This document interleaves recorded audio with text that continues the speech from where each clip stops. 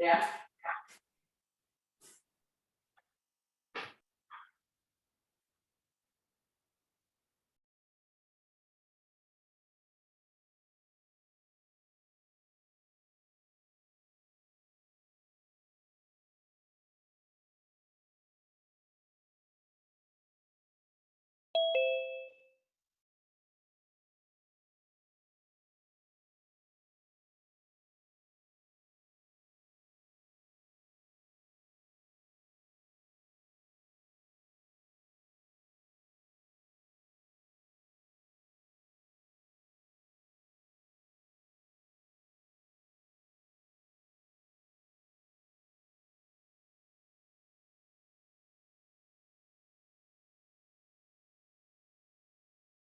Recording in progress.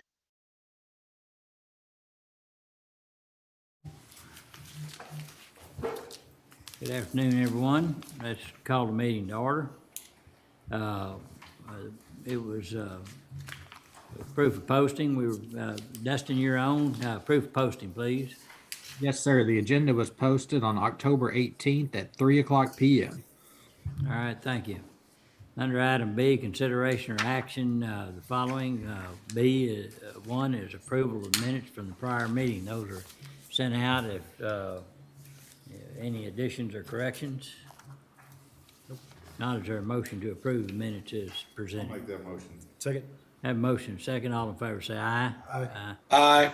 Oppose, pass. Okay, under, at this time, we are gonna, discussion to approve, place 7 director appointment. Dustin? Yes, sir. So, Judge, in our place 7 director spot, we had a vacancy. So we went back to Belmead, who was previously the entity that had filled that spot, and they failed to nominate someone. So we then contacted the other cities in the place 7 area, and the city of Lacey Lakeview nominated their mayor Sharon Clark as the board appointment for place 7. So if the board chooses, we can move forward approving that appointment of Sharon Clark to the place 7 director spot. Okay, what's the pleasure of the group? I'll make a motion that she will serve on our board. Is there a second? Second. We have a motion and a second. Any other discussion? Other discussion, all in favor say aye. Aye. Aye. Oppose, pass. All right, I'm gonna take this opportunity to have a little ceremony here and swear Mayor Clark in. So you have the. I do. Okay, if you raise your right hand. In the name and authority of the state of Texas, I, Sharon Clark, I, Sharon Clark, do solemnly swear and affirm do solemnly swear and affirm that I will faithfully execute the duties of the office of the board member of the Rural Transit District of McLennan County, Texas, that I will faithfully execute the duties of the office of board member of the Rural Transit District of McLennan County, Texas, and the state of Texas, the state of Texas, and will to the best of my ability preserve, and will to the best of my ability preserve, protect, and defend the Constitution and laws of the United States. protect, and defend the Constitution and laws of the United States. So help me God. So help me God. Congratulations. Thank you very much.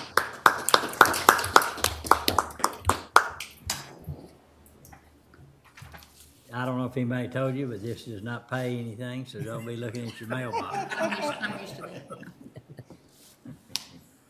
I was very disappointed. I'm still waiting for the check. Just keep waiting. Let's see, and if you'll sign this document.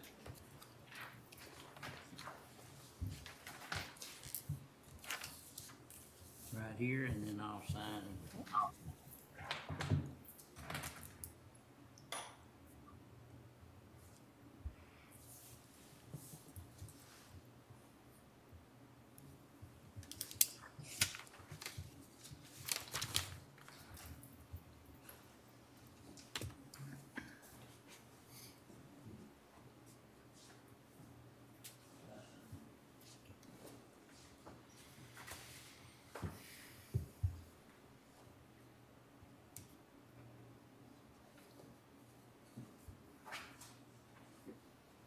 Okay.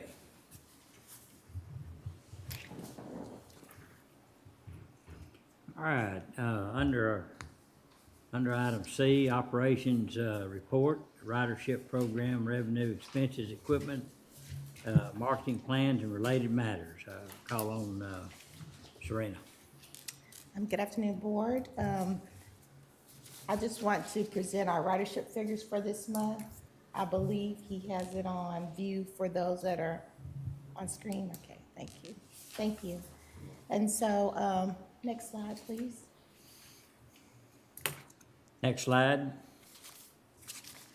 So today we're going to discuss pretty much our fiscal year totals for the McLennan County Rural Transit District.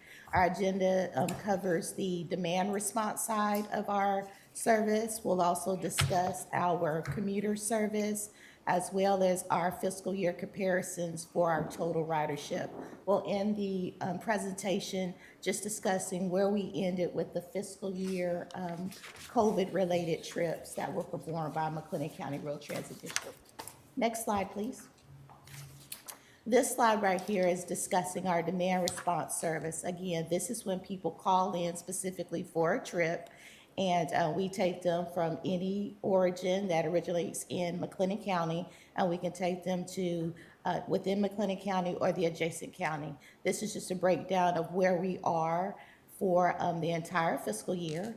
And McGregor, as we've discussed multiple times, we are no longer servicing that the call center there because they're just not in service right now. But if there is needs in McGregor, we can still provide that based off of just an individual trip. But those numbers were reflective of a service we were providing that was specific to going to McGregor and C3, that location. We have our parole numbers up for the fiscal year. Again, you see those are trending down. Good thing there. And we have our Medicaid numbers. As you see, they're trending up. They are not where they were pre-COVID in 2019, but we're still continuing to see that growth with that program. And then our purchase of transportation service that we contract through Central Texas Senior Ministries, we're seeing that they've had an increase in the service delivery that they're providing. So that was a great end of the year for our overall services for demand response. Next slide, please.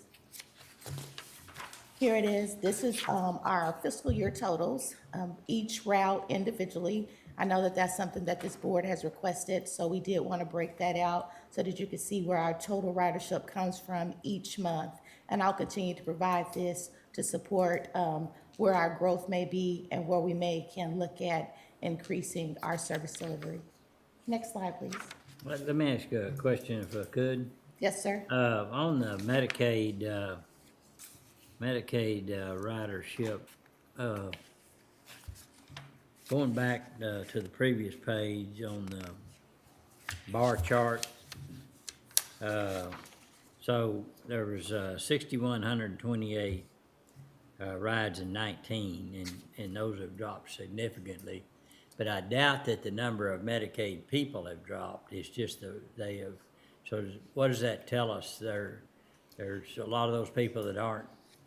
What happened was, prior to that, some of our trips that should have been correctly allocated over to Waco Transit, Okay. they were under the McLennan County trips. Oh. So we dissected those, presented that to the board to let them know about that, how we needed to reassess.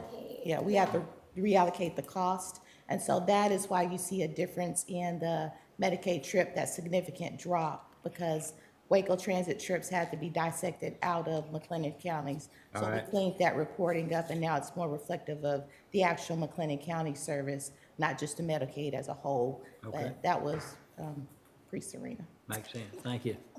So we wanted to clean it up. All right. Yes, sir. Yes, sir. Okay.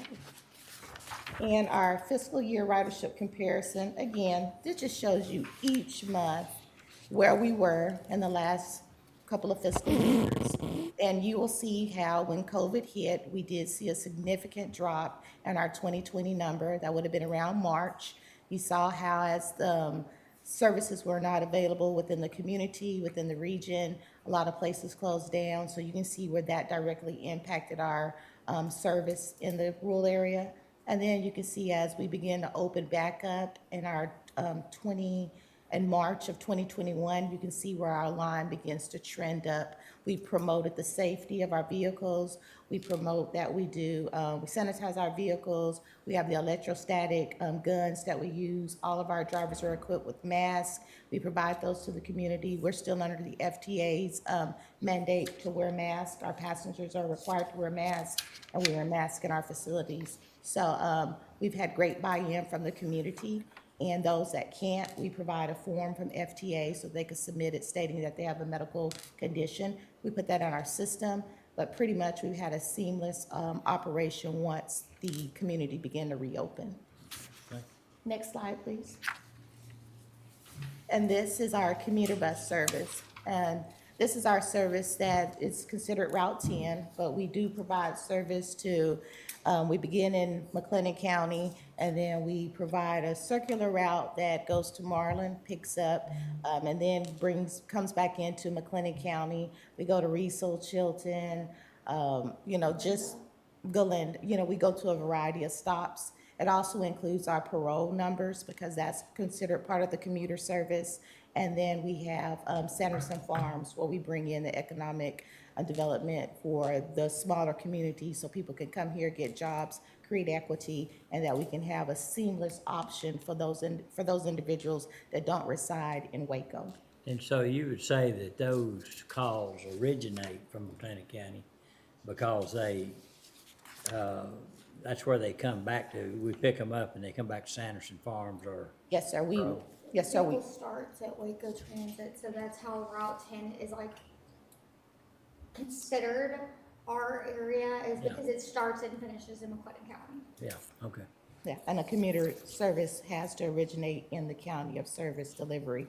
And we can provide service as long as it's intermittent in its stops and starts. And so that's why we have about 7 or 8 stops along the path, and then we feed back into Waco Transit multiple times throughout the day. So as people get off work at Sanderson Farms, they're able to get back on that vehicle and go back to those rural areas that they reside in. Okay. Seems strange that almost every trend is, 2019, 2020, and then 2021 kind of coming back. The only one that's not is that little Sanderson Farms deal. I don't know if there's just different job profile or what's the. What happened with Sanderson Farms was that they every year do a big robust hiring fair. And so with they didn't do that this last year, but they did contract with McLennan County Rural Transit District and did some additional advertising because we started in July.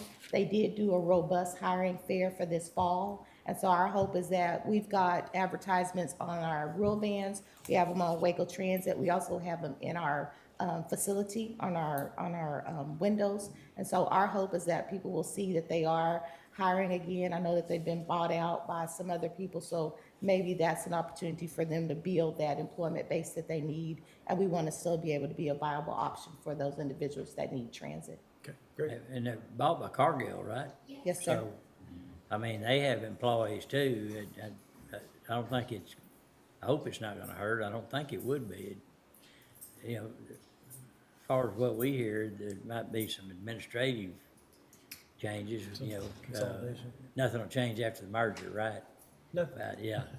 And, famous last word. yeah, I know, you and I have been there. So it could even, It could grow. I'm looking for the glass half The full. silver lining here. Yeah, silver lining, but I don't think it's gonna hurt us at all. No, it's the smallest one. It was just weird that was the only one that was not following. Yeah, the trend. yeah. Thanks. No problem. Next slide, please. And this just shows you the individual, again, monthly totals for Route 10, which is separate from Sanderson Farms. So you can see the employee trips where they were at the beginning of the fiscal year. And then you can see where it trended down a bit. And now you can see how it's slowly coming up. And so our hope is that it'll continue to grow and that we'll continue to see the benefits because we all know that ridership equates to formula funds for our system. So, next slide, please. And here is our fiscal year comparison for our commuter bus. You see the trend. You see how we're trending back upward Our hope is that, again, as we continue to open up as a community, have opportunities, there are other jobs that are coming here. Our hope is that the rural individuals who need that see that we are an option for them to feed into Waco, and then use our fixed route if that will provide service delivery to other jobs or medical facilities. And we want them to know that we're going to be seamless and we're going to be available for their service delivery. So that's our commuter ride fiscal year comparison. Next slide, please. We provided a total of 78 COVID-related trips from March to September, and those are the areas that trips were scheduled from. This again includes COVID vaccinations as well as COVID testing. And so our system, we don't dissect which is which. We just have a code in there for COVID because HIPAA protects the individuals. I run a report and try to provide you a total so that you can see we are benefiting the rural community. They are feeding in, and where they know that we can provide that service, we're continuing to try to facilitate relationships with community organizations in order to get the word out that McLennan County is there, it's available, and try to help people understand how to use it if they need to. There's not an eligibility process to use McLennan County. You just need to know how to call in and schedule your trips. And so we want to make sure people understand that and that they use it. Good. All right, that concludes my operations side of it. We'll go into the finance. I have a question slide, but Yeah, is there any questions anyone would have? Good job. thank you very much. All right, so, Do you have a financial statement? He does. okay, under item D, financial report on, district finances, including authorization, regarding annual financial audit. Jana? Okay, if you look at your financial statement and kind of understand your new, we receive federal funding and state funding, and it's, both that were received through TxDOT, as well as like Medicaid. We have some advertising, we have a scheduling revenue, that's our local matches, and then our fairs. There's some contributions that we receive, like Sanderson Farms, but you know, we're always looking for opportunities to meet, like work with the communities to get local match, because it helps draw our grant funds down. Overall though, most of our funding comes from TxDOT, and that's based, like she said, off formula funding, which is our ridership. So it's like very important that we have, you know, increased ridership reflected. If you look at our overall revenues, if you compare it to 20s, we were down 500,000 or so, but that was because of vehicle purchases in 20, as well as numerous capital purchases in regards to COVID, like our operator shields or cleaning devices like the electrostatic cleaners and things like that. There were some one-time purchases in 20 that made it right under 2 million. So we are a little bit higher in regards to operations costs, which is reflected in our ridership. I mean, that's equivalent. But overall, it shows a decrease in revenue, but that's all capital purchases. If you continue to like just scroll down so people can look over it, our fares were increased by about $7,000, which shows that reflection of increase in ridership. Our advertising was up, you know, $3,000. Our Medicaid was up from 71,000 to 63,000. We've used CARES Act, our federal 5311 and state funding, and then 5310 is that purchase of service in 21. Our total expenses was 1.3 million. And there was vehicles included in that original budget, but due to all the delays with chips and manufacturing problems, we're looking at next spring for those to be actually delivered now. That's the grant we'll be asking for, an amendment so that we can extend the expiration date on it. Because TxDOT, we usually have to have those delivered by a certain time. And so since we won't be able to meet the expectation of TxDOT, we've requested an amendment so that we can get those 7 vehicles that council already approved. City of Waco's council approved us to purchase that through y'all's agreement, the agreement that we had on those vehicles. However, there's a delay, and so Right. that's what you'll be amending, but the money was already credited to us in the past fiscal year. So, Okay. yes, sir. It's just vehicles are delayed right now. Overall, like I said, we had an increase in operational expenses, which reflects in your ridership. And then in regards to fiscal year 22, You can scroll. oh yeah, you can scroll, I'm so sorry. In regards to fiscal year 22, some of those CARES Act funding and ARP funding will be rolling over for us to utilize, as well as fiscal year 20's 5311 funding will be rolling over because right now they want us to focus primarily on CARES funding to utilize that first because it's 100% federal versus us having to use that small amount of local match that we're able to, acquire right now. Our overall 22 budget, we're estimating about 1.8 million. We're hoping that our ridership and operations returns to that higher 2019 levels. So, any questions? I know that was a lot of information. Sorry. Jenna, just a quick question on the revenue, scrolling back up to the top of the revenue. We have the CARES funding in there at the full 2.2. Maybe you said this and I missed it. But we really didn't have all that budgeted for this fiscal year. No, so we received it and started utilizing it in May. It doesn't have an expiration date, but that was the amount we were awarded. Right. Some of that is including some capital purchases we're looking at, like a new sprayer for our bus shelters and benches and things throughout the county so that we can sanitize those on a regular basis.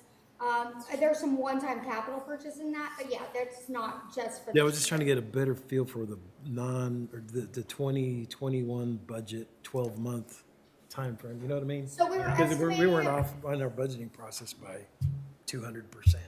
Yeah, we were estimating about 300,000 of CARES Act we were gonna utilize, but that was with, considering we were gonna use some of 21's 5311, but then TxDOT requested that we go ahead and start utilizing more of the CARES Act and not your 5311. So we did exceed the estimate of 300,000.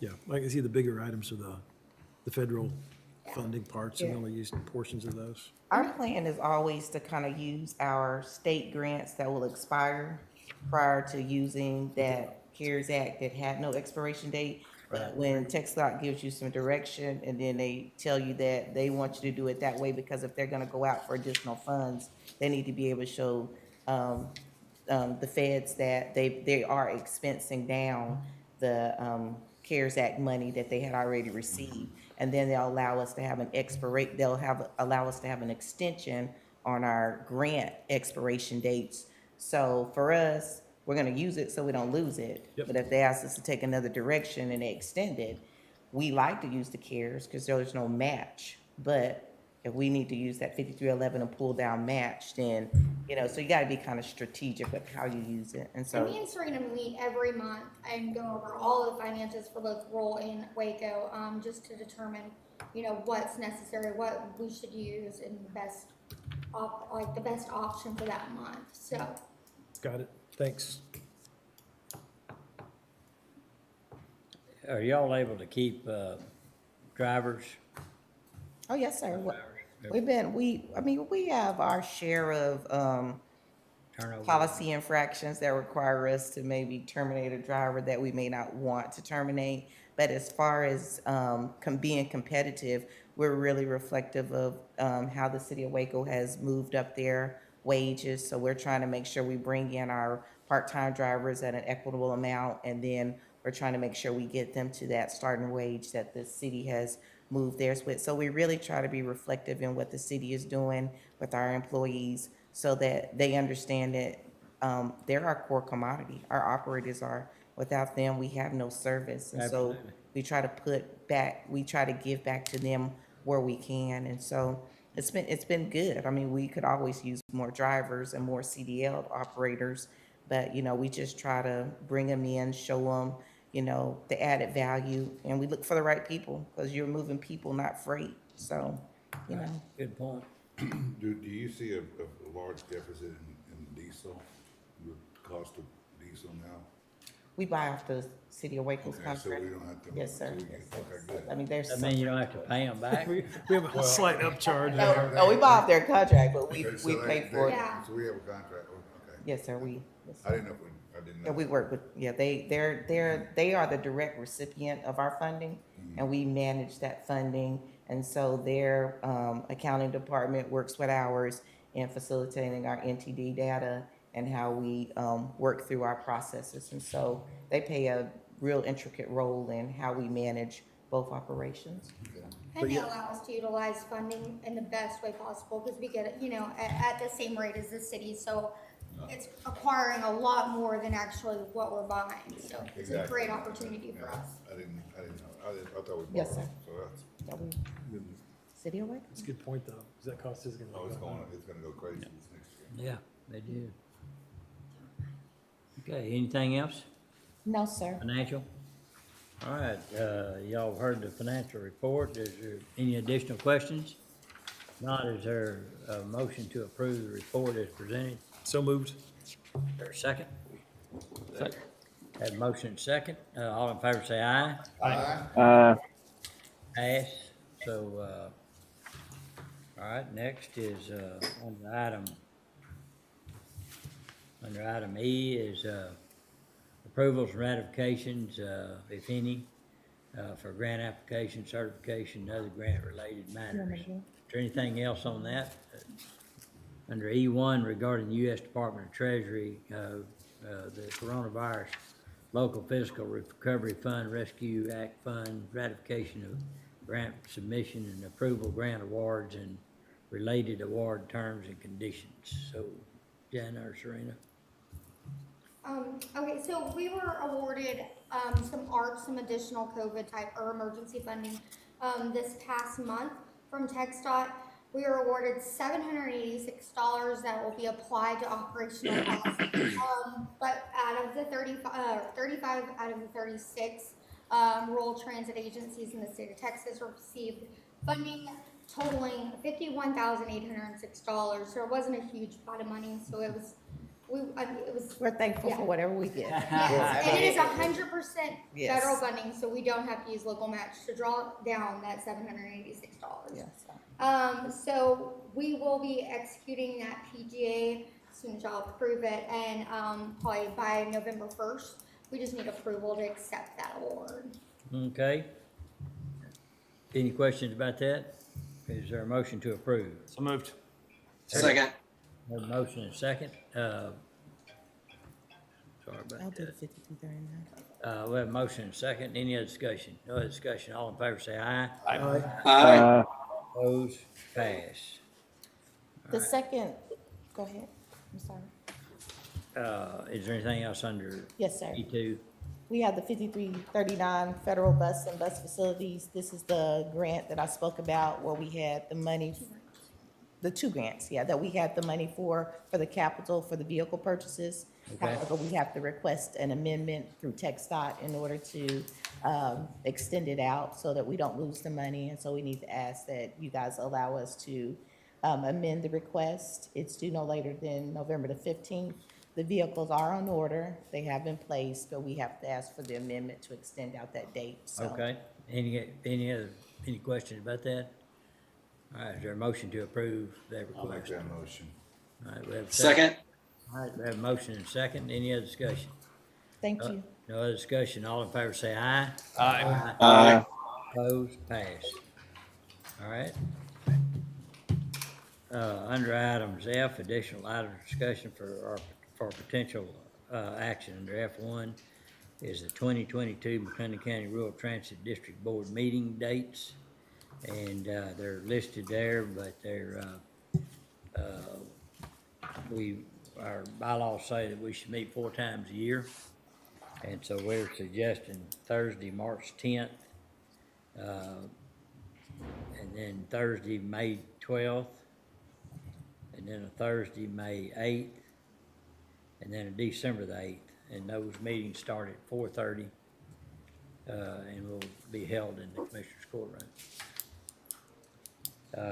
Those dates sound all right, at least to this point, and we'll send that out you get it on. I don't know, that was the biggest idea. It seems like a long ways off. All right, so if it's okay, I'll entertain a motion to approve those dates and times. Make a motion. All right, have a second? Do that, okay, a motion second, any other discussion? All in favor say aye. Aye. Opposed? Pass. All right. Good report, ladies, and you feel like our cost of operation relative to the service we provide, Yes, sir. right, just as we expected, right? I think it's an added value. Yes, sir. All right, and insofar as any board members, anything else to come before the group?